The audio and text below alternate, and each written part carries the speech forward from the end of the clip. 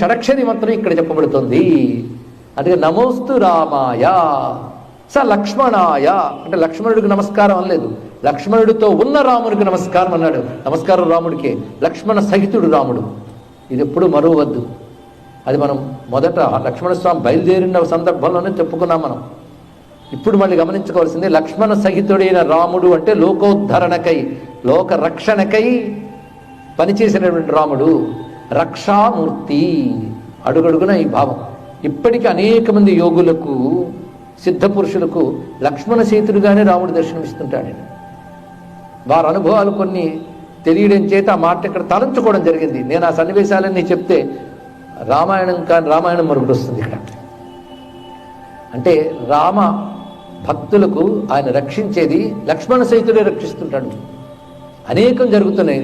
కొద్ది కాలం క్రితం అయోధ్యలో రాముడు ఇలాంటి లీల చూపించాడు ఒక భక్తునికి, లక్ష్మణ సహితుడు రక్షించడం. ఇలా అనేక పర్యాయాలు జరుగుతూ ఉంటుంది. అటువంటిది గతంలో రామకర్ణామృతం చెప్తున్నప్పుడు ఇక్కడ చెప్పిన జ్ఞాపకం నాకు మరొకసారి చెప్పుకుంటే తప్పు లేదేమో అని కూడా అనిపిస్తుంది. స్మరించుకుందామా? కొద్ది కాలం క్రితం, దశాబ్దం కూడా కాలేదు, కొన్ని సంవత్సరాల క్రితం జరిగినటువంటి అంశము. హైదరాబాద్ నగరంలో ఒక పెద్ద ఆయన ఉండేవారు. పిల్లలు అమెరికాలో ఉన్నారు, చాలామంది కుటుంబాలలాగే. భార్య పాపం గతించింది, ఆయన ఒక్కడే ఉంటున్నాడు అపార్ట్మెంట్లో.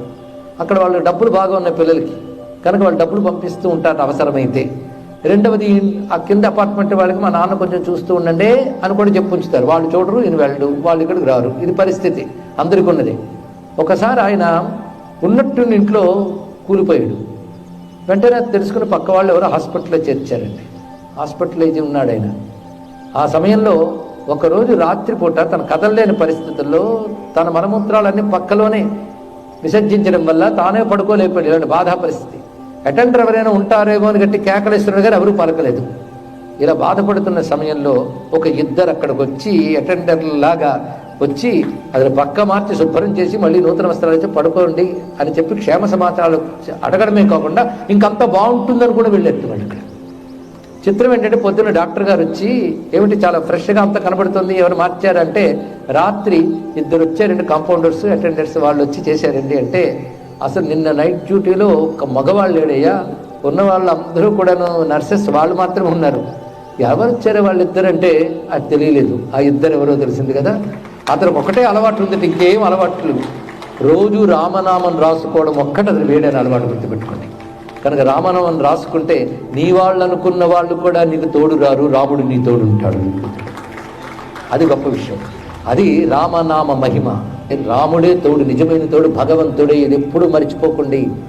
నా వాళ్ళని తపన పడుతూ వాళ్ళ కోసం స్వాత్మ గురించి మర్చిపోయిన వాళ్ళందరూ గుర్తుపెట్టుకోవాల్సింది ఏంటంటే, నీ వారు అనుకున్న వారు కూడా సరైన సమయంలో నీ దగ్గర ఉండరు. నీ ధర్మమే నీతో ఉంటుంది, దైవమే నీతో ఉంటాడు. అందుకే మర్చిపోకూడనివి రెండు, ఒకటి దైవం, రెండవది ధర్మం.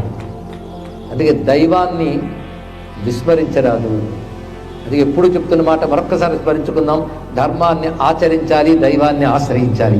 ఈ రెండే ప్రధానమైన అంశం. ఆ సూత్రం రామనామం రక్ష.